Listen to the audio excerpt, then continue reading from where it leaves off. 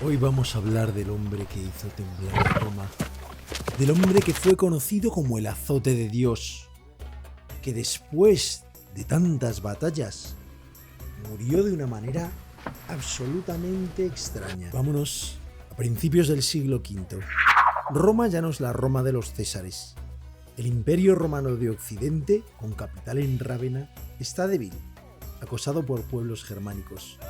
El Imperio Romano de Oriente, con capital en Constantinopla, es más fuerte, rico y organizado, pero paga tributo a los hunos para mantenerlos alejados. ¿Quiénes son los hunos? Los hunos irrumpen desde las estepas euroasiáticas hacia finales del siglo IV. Pero es difícil saber cuál es el origen de los hunos. Los estudiosos han especulado que podrían ser el misterioso pueblo Xiongnu que hostigó las fronteras del norte de China durante la dinastía Han, en los años 202 a.C. a 220 después de Cristo. Al igual que los hunos, los Xiongnu eran guerreros nómadas a caballo, especialmente hábiles con el arco, que atacaban sin previo aviso. Aunque hay autores que han intentado promover esta idea, sin embargo, no hay consenso sobre este vínculo entre los Xiongnu y los hunos, y en gran medida este vínculo ha sido rechazado por falta de pruebas. Pero en todo caso, los hunos se describen como muy móviles, muy feroces, atacan sin aviso, no distinguen entre combatientes ni civiles y no respetan ni hombres, ni mujeres, ni niños. A diferencia de los ejércitos romanos que durante mucho tiempo habían confiado en batallas con formaciones de infantería masivas, los hunos eran combatientes montados que preferían ataques rápidos, fintas y retiradas. Viajaban en columnas de rápido movimiento con caballos de reemplazo a remolque, lo que a menudo daba la impresión de que eran un ejército mucho más grande. Estaban armados con espadas y lanzas cortas, pero eran sus potentes arcos curvos por los que eran más famosos. Estas armas eran lo bastante manejables como para que los jinetes entrenados pudieran lanzar salvas de flecha mientras galopaban. Además, los proyectiles hunos tenían puntas de trilobatos de hierro, capaces de perforar la armadura con mayor facilidad que las puntas planas convencionales. Los hunos preferían enfrentarse a los ejércitos enemigos desde largas distancias, acercándose, rodeando a sus adversarios y rellenándolos de proyectiles para luego retirarse a un lugar seguro. Los guerreros hunos solían llevar armaduras ligeras de cuero o, en ocasiones, cota de malla. Son, como vemos, características propias de los pueblos de la estepa, muy parecidas a las que tendrán siglos después los mongoles. Según la leyenda, entraron en Europa cuando uno de sus cazadores perseguía una presa en el borde más lejano del pantano meótico, en el mar de Azov. Y allí vio una cierva que los condujo a través del pantano, avanzando y deteniéndose de nuevo, lo que les mostró que realmente el pantano podía cruzarse, cuando antes habían supuesto que era tan infranqueable como el mar. Tras cruzar el pantano y conquistar lo que era tradicionalmente Escitia, parecían imparables. La rapidez y éxito militar de los hunos se ve en su conquista de la región que hoy es Hungría. En el año 370 después de Cristo derrotan a los alanos y en el año 376 empujan a los visigodos dirigidos por Fritigern dentro del territorio romano, mientras que los liderados por Atanarico fueron obligados a retirarse a las tierras junto al Cáucaso.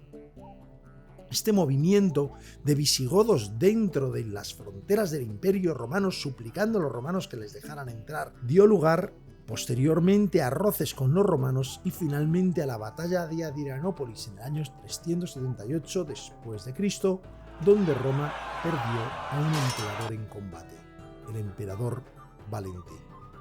Pero la aparición repentina de los hunos además coincidió con una creencia de los cristianos en Roma.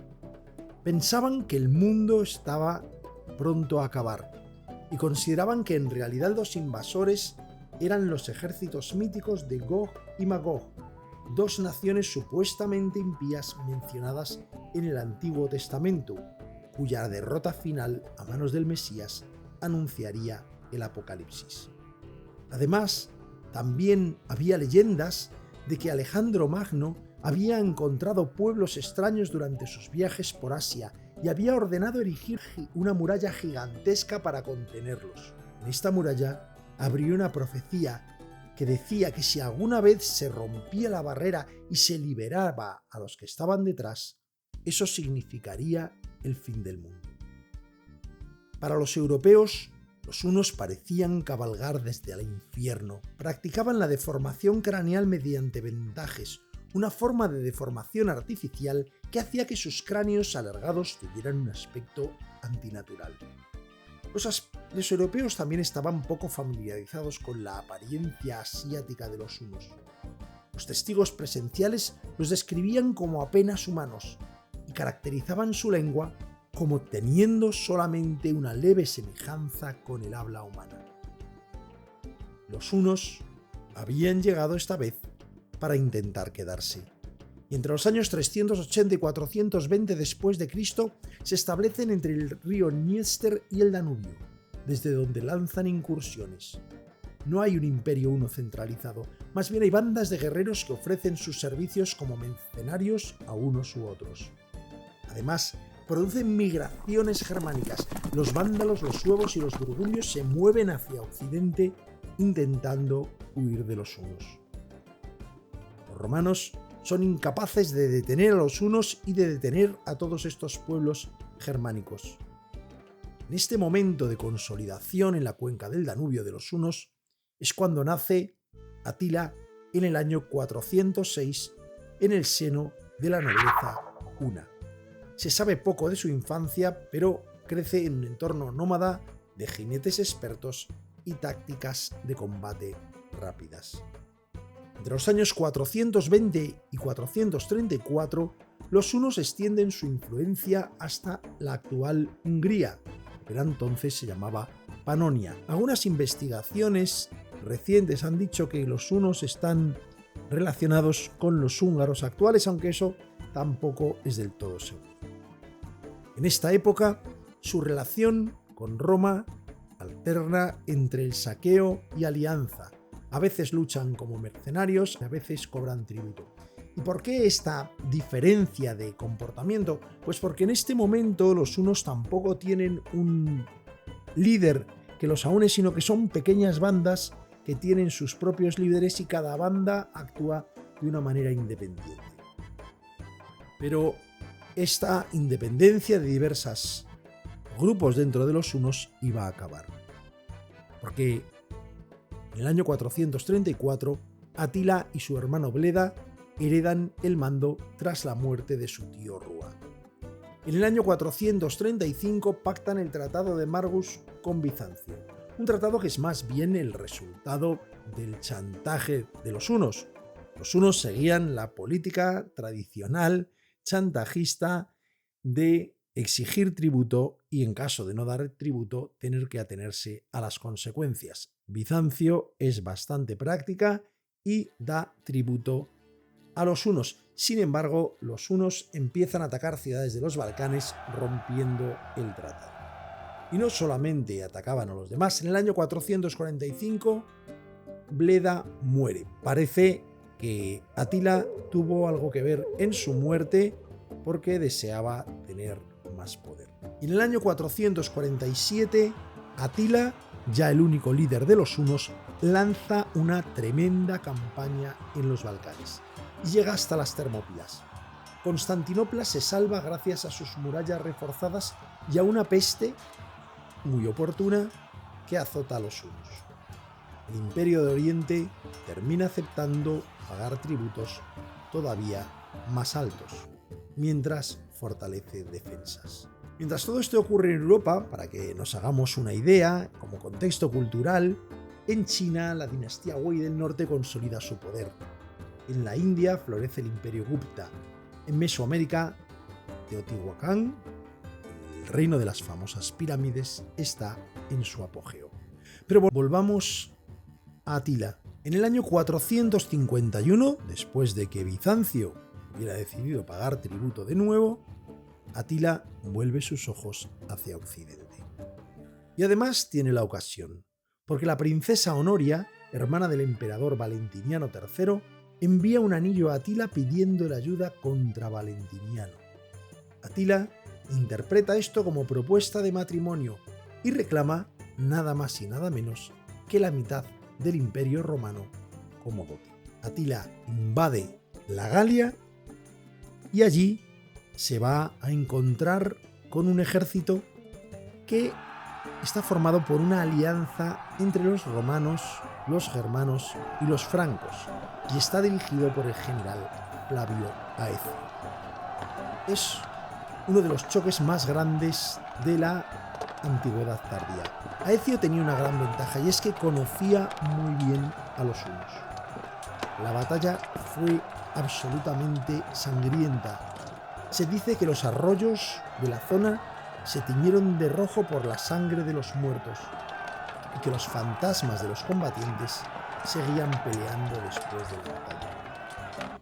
La victoria de Aecio fue muy importante, no solamente porque paró la expansión de los hunos, sino también porque a la vez debilitó a los aliados francos y visigodos, que tuvieron bajas en la batalla, y de esta manera hizo que fueran una amenaza menor para Roma. Pero hay que tener muy claro una cosa: la batalla de los Campos Cataláunicos de ninguna manera paraliza el peligro de los hunos. Es un revés, pero no elimina a los ejércitos. Y la mejor demostración es que en el año 452 las tropas de Atila invaden Italia y avanzan causando destrucción en varias ciudades importantes. Saquean Aquilea, que fue totalmente destruida, Verona, Vicencia, Brescia, Bérgamo y Milán. El avance de Atila llega a las cercanías de Mantua y se aproxima a las puertas de Roma. Pero entonces ocurre algo que algunas veces se ha considerado como milagroso. El Papa León I, también conocido como León Magno, desempeña un papel crucial y se reúne personalmente con Atila en el norte de Italia, cerca del río Mincio. No se sabe exactamente lo que León I le dijo a Atila, pero de alguna manera u otra, Atila decidió retirarse.